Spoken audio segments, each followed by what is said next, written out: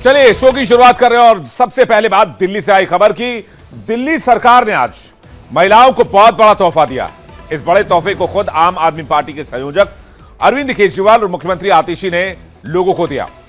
असल में दिल्ली कैबिनेट ने महिला सम्मान योजना को पास किया है। जाहिर सी बात है, चुनाव करीब है और तैयारी में कोई कसर रह ना जाए, इसके लिए हर आजमाइश की जा रही है। अब महिलाओं को दिल्ली में हर महीने 1000 रुपए मिलेंगे और इतना ही नहीं, चुनाव जीतने पर हर महिला को 2100 रुपए मिलेंगे। दिल्ली के मुख्यमंत्री आतिशी से हमारे संवाददाता नवीन निशान ने बातचीत की है, आपको वो भी दिखाते हैं। आम आदमी पार्टी के राष्ट्रीय संयोजक अरविंद केजरीवाल ने आज महिला सम्मान राशि की दिल्ली में घोषणा की है। हालांकि दिल्ली कैबिनेट की जब आज सुबह बैठक हुई तो 1000 रुपए के प्रस्ताव पर मंजूरी दी गई थी, लेकिन अरविंद केजरीवाल ने कहा कि दोबारा सरकार बनने के बाद 2100 रुपए दिए जाएंगे। दिल्ली के मुख्यमंत्री आतिशी इस वक्त हमारे साथ मौजूद हैं। मैम, कैबिनेट में 1000 रुपए पास हुए कि 1000 रुपए महिलाओं को देंगे, अरविंद केजरीवाल ने 2100 रुपए कर दिए। देखिए, मार्च के महीने में अरविंद केजरीवाल जी ने वादा किया था कि हर महिला के खाते में 1000 रुपए हर महीने आएंगे। अगर इन लोगों ने, हमारे विरोधियों ने अरविंद केजरीवाल जी के खिलाफ षड्यंत्र रच के उनको जेल में नहीं डाला होता तो अब तक तो कई किश्तें दिल्ली की महिलाओं के खाते में आ गई होती। लेकिन जिस दिन से अरविंद केजरीवाल जी जेल से बाहर आए हैं, उन्होंने दिन रात मेहनत करी, हमारा मार्गदर्शन किया और आज 1000 रुपए महीने वाला वादा पूरा करके दिखा दिया। लेकिन इस दौरान कई महिलाएं उनके पास आईं और कहा कि इस महंगाई के दौर में 1000 रुपए कम पड़ेंगे, उनको ज्यादा पैसे की जरूरत है। अरविंद केजरीवाल जी दिल्ली की महिलाओं की हर समस्या का समाधान करना अपनी जिम्मेदारी समझते हैं, तो इसलिए उन्होंने वादा किया है कि जब फिर से सरकार बनेगी, इस सम्मान राशि को 1000 रुपए से बढ़ा के 2100 रुपए किया जाएगा और हर महिला को 2100 रुपए महीने उनके खाते में मिलेंगे। बड़ी संख्या में महिलाएं पूछ रही हैं कि रजिस्ट्रेशन कब से होंगे, पैसे कब से अकाउंट में आने शुरू होंगे। रजिस्ट्रेशन तो मुझे उम्मीद है अगले हफ्ते 10 दिन में शुरू हो जाना चाहिए। 1000 रुपए तो मुझे लगता है बहुत जल्दी आ जाएंगे, शायद चुनाव से पहले भी आ जाए या चुनाव के तुरंत बाद। और 2100 रुपए की किश्त फिर से आम आदमी पार्टी की सरकार बनने के बाद, अरविंद केजरीवाल जी के मुख्यमंत्री के बनने के बाद जल्द ही महिलाओं के खाते में आएगी। विपक्ष ये आरोप लगा रहा है कि जो राजकोषीय घाटा है वो इससे बढ़ेगा, जो बजट है वो थोड़ा डिसबैलेंस हो सकता है दिल्ली का। भारतीय जनता पार्टी हम पे आरोप लगा रही है। 22 राज्यों में उनकी सरकार चलती है, हर राज्य में घाटे की सरकार चलाते हैं। दिल्ली की सरकार, आम आदमी पार्टी की सरकार, देश की एकमात्र ऐसी सरकार है जो मुनाफे में जिसका बजट है। जब हम सरकार में आए थे, जब अरविंद केजरीवाल 2015 में मुख्यमंत्री बने थे, तब दिल्ली का बजट 30,000 करोड़ होता था। 10 साल में इसको 2.5 गुना से ज्यादा बढ़ा के 77,000 करोड़ पे आम आदमी पार्टी ने खड़ा कर दिया है। आप मुझे देश में कोई एक ऐसा राज्य दिखा दीजिए जिसने 10 साल में अपने बजट को 2.5 गुना बढ़ा लिया।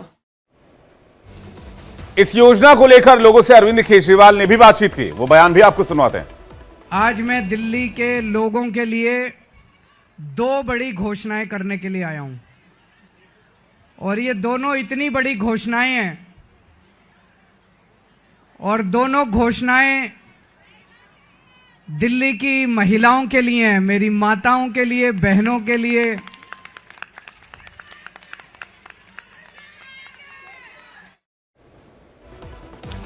आगे बढ़ते हैं, बात करते हैं उत्तर प्रदेश की।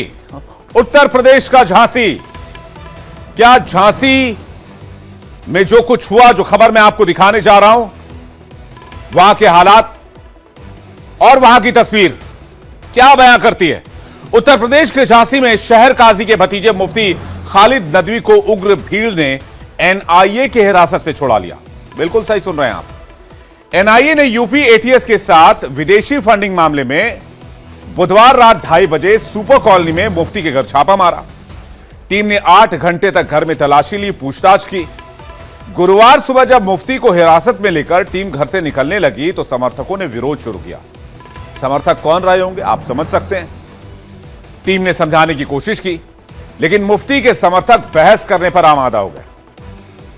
माहौल उग्र होने लगा, तनाव बढ़ने लगा और देखते ही देखते 200 से अधिक लोगों की भीड़ जमा हो गई।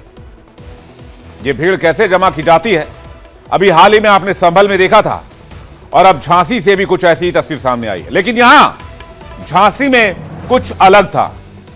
200 से अधिक लोगों की जो भीड़ जमा हुई, इसमें ज्यादातर महिलाएं थी जो उस मुफ्ती को प्रोटेक्ट कर रही थी, और इन्हीं लोगों ने मुफ्ती को वहां से निकाल लिया, चुरा लिया, और एनआईए को खदेड़ने की कोशिश हुई।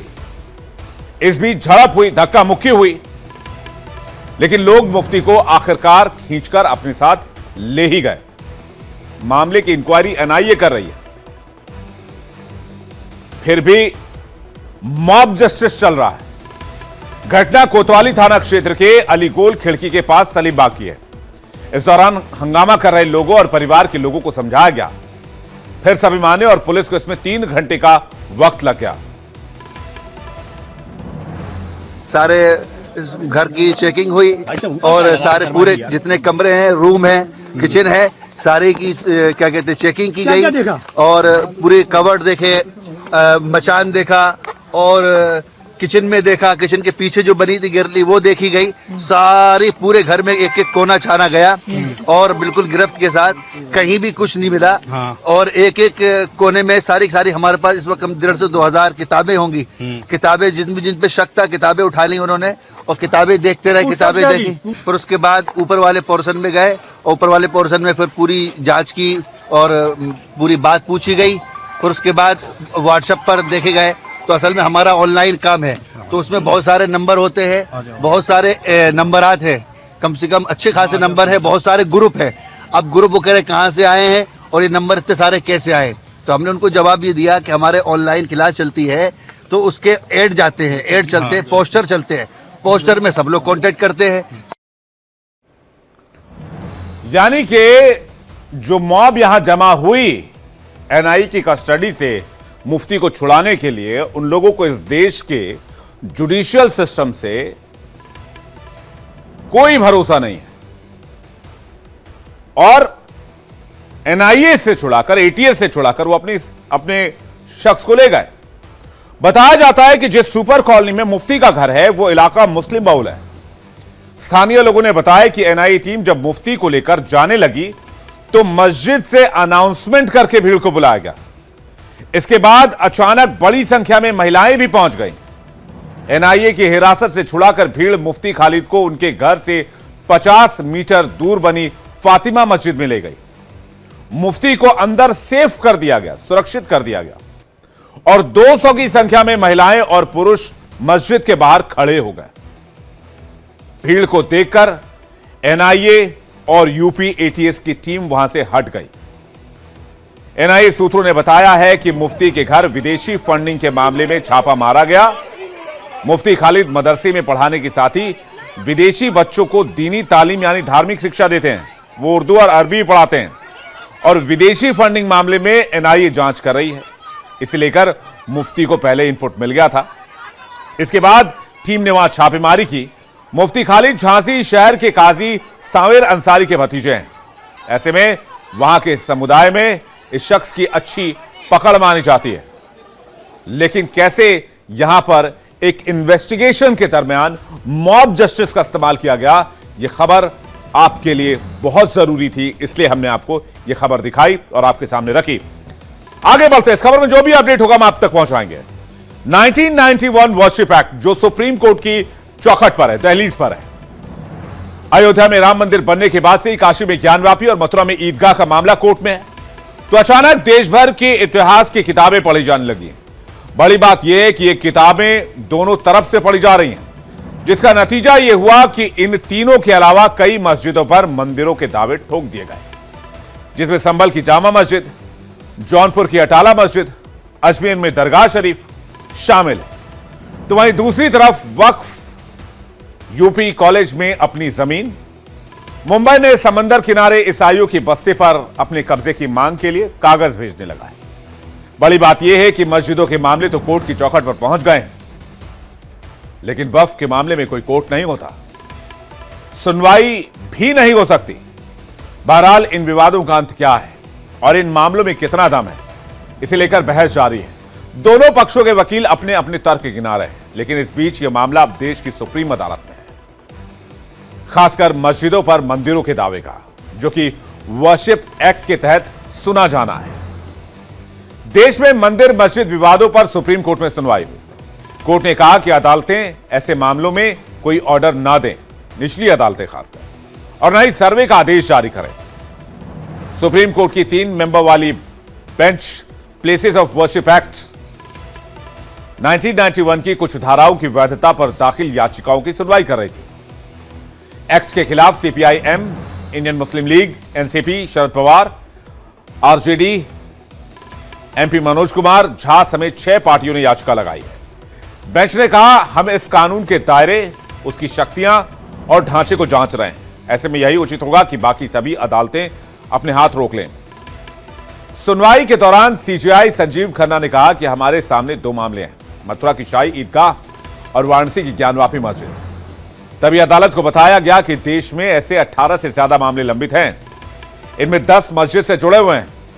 इसके बाद सुप्रीम कोर्ट ने केंद्र सरकार से याचिकाओं पर 4 हफ्ते के अंदर अपना पक्ष रखने को कहा।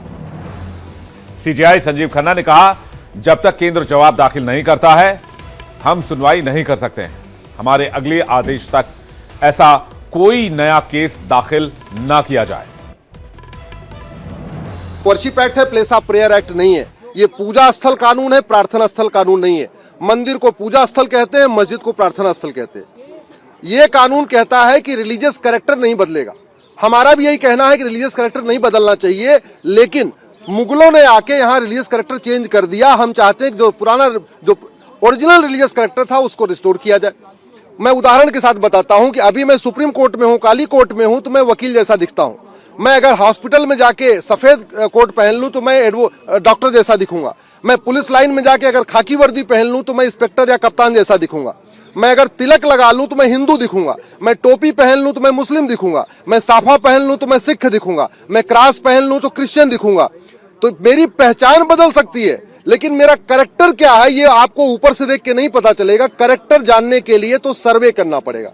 वैसे ही हमारा ये कहना है कि ढांचा देख के आप ये नहीं तय कर सकते हैं कि ये मंदिर है कि मस्जिद है। आपको ढांचे के सर्वे करना पड़ेगा, ये देखना पड़ेगा उसकी फाउंडेशन कब बनी, उसकी दीवार कब बनी, उसका ऊपर का जो गुंबद है वो बदला गया कि नींव के साथ ही बना हुआ था। और एक बात और, कोई भी कानून बना के आप कोर्ट का दरवाजा बंद नहीं कर सकते। वहीं दूसरी तरफ अजमेर दरगाह का मामला अभी भी गरमाया हुआ है। इसे लेकर आवाज बुलंद की जा रही है। इंडियन बुद्धिस्ट सोसाइटी के राष्ट्रीय अध्यक्ष और संविधान सुरक्षा आंदोलन के राष्ट्रीय सचिव प्रोफेसर राजरतन अंबेडकर ने कहा कि मस्जिदों और दरगाह का इन्वेस्टिगेशन कराया जा रहा है तो फिर मंदिरों का भी होना चाहिए।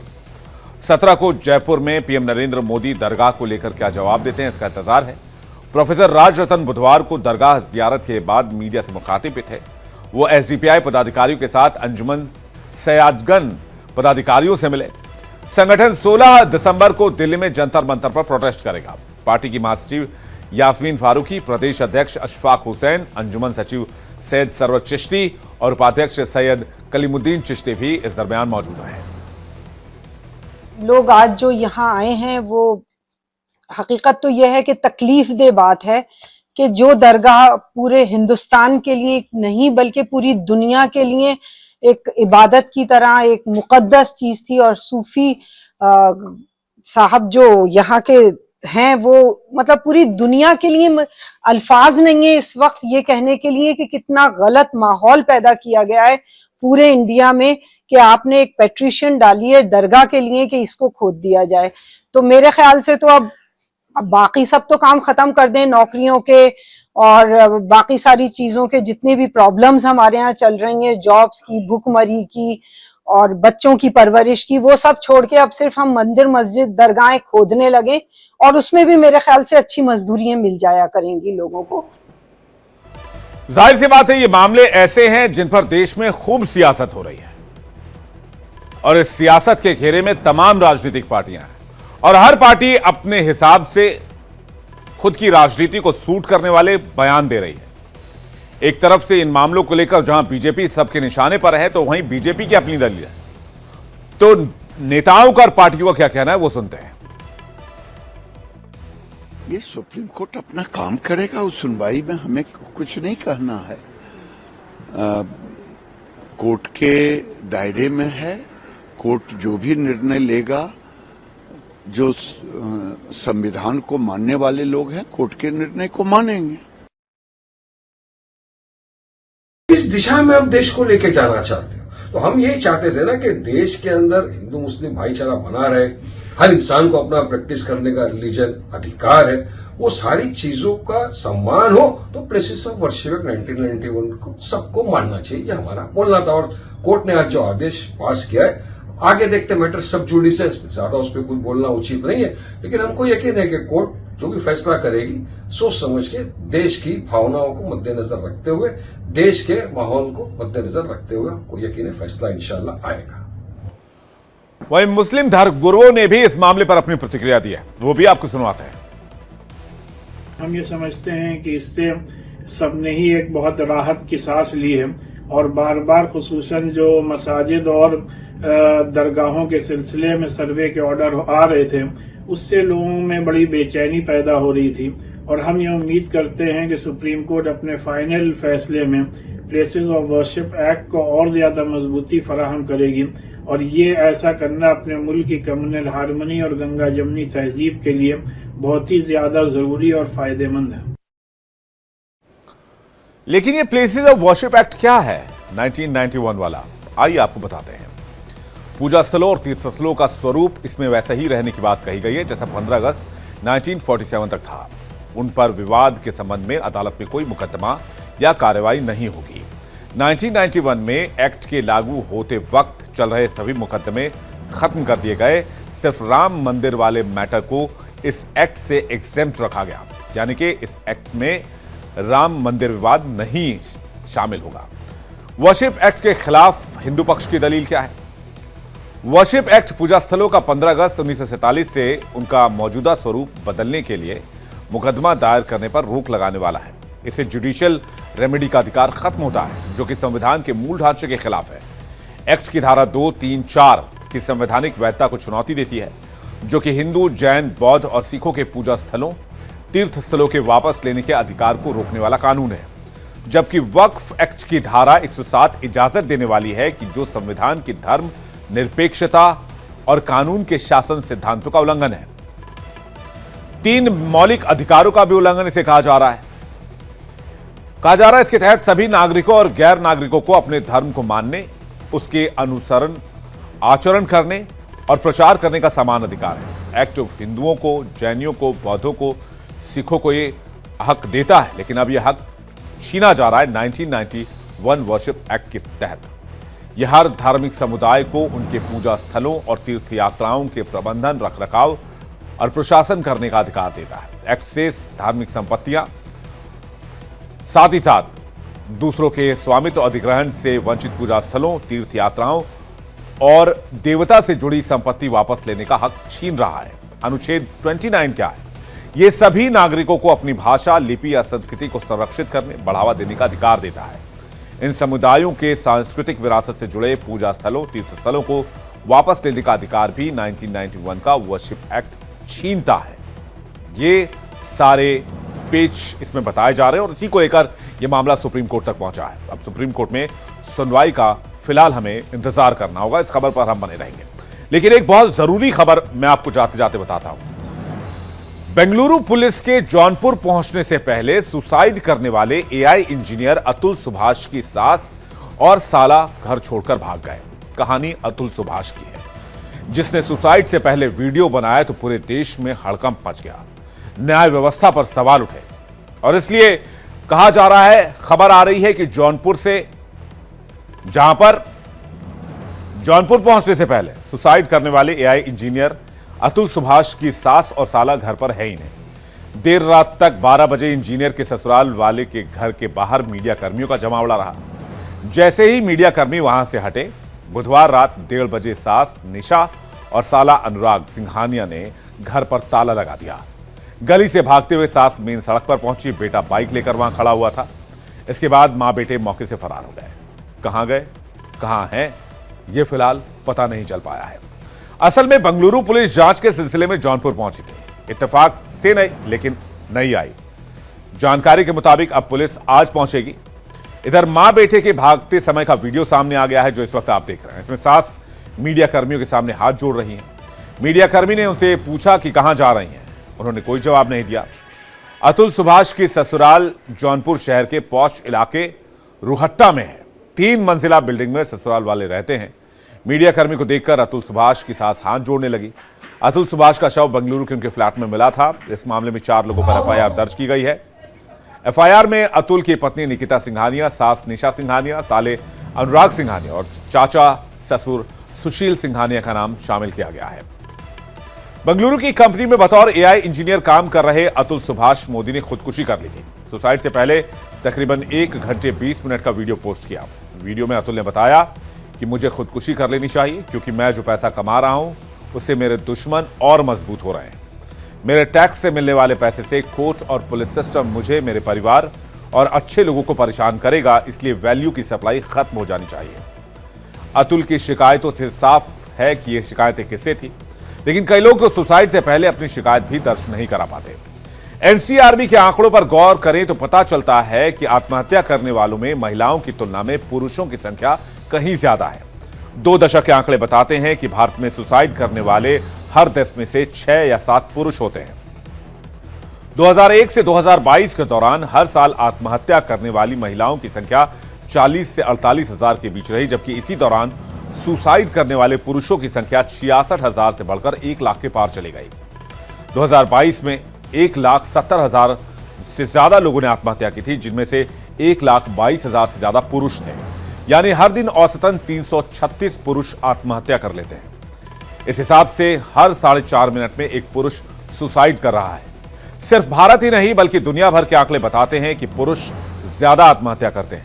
WHO के मुताबिक दुनिया में हर 1 लाख मर्दों में से 12.6 यानी कि 12.5 के औसत से मर्द सुसाइड करके अपनी जान दे देते हैं, जबकि वहीं 1 लाख में महिलाओं में यह दर लगभग 5.5 की है। एनसीआरबी की 2022 की रिपोर्ट बताती है कि 30 से 45 साल की उम्र के लोग ज्यादा आत्महत्या करते हैं। इसके बाद 18 से 30 और फिर 45 से 60 साल की उम्र के लोगों में सुसाइड के मामले ज्यादा आते हैं। पिछले साल 30 से 45 साल की उम्र के 54,351 लोगों ने आत्महत्या की थी। इसमें लगभग 77% पुरुष ही थे।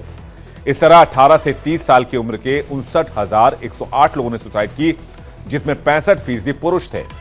वहीं 45 से 60 साल की उम्र के आत्महत्या करने वाले 31,921 लोगों में से 82% से ज्यादा पुरुष शामिल थे।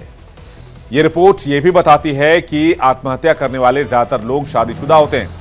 पिछले साल 1,14,485 शादीशुदा लोगों ने सुसाइड की। इनमें करीब 74% पुरुष थे। कुछ और आंकड़े आपके सामने रखते हैं जो बताते हैं कि किस तरह आदमियों में आत्महत्या की प्रवृत्ति बढ़ रही है। साल 2022 का आंकड़ा आप देखेंगे तो पुरुष के जो मामले सामने आए 1,22,724, जबकि महिलाएं 48,712। इसी तरह से साल 2021 में 1,18,989 पुरुष, जबकि 45,026 महिलाएं। साल 2020 में 1,08,000 पुरुष तो जब 44,498 महिलाएं। 2019 में 97,613 पुरुष, 41,493 महिलाएं। 2018 में 92,114 पुरुष तो 42,391 महिलाओं ने खुदकुशी की। यह रिपोर्ट दर्ज की गई। 2 बातें हैं। एक तो पुरुषों में आत्महत्या की दर ज्यादा है। दूसरी बात यह है कि साल दर साल ये टेंडेंसी बढ़ती जा रही है और कुछ ही साल में ये लगभग 1.5 गुनी तक पहुंच गई है। चिंता की बात है। वक्त एक ब्रेक का है। इंडिया प्रोग्राम में फिलहाल इतना ही। बने रहिए हमारे साथ।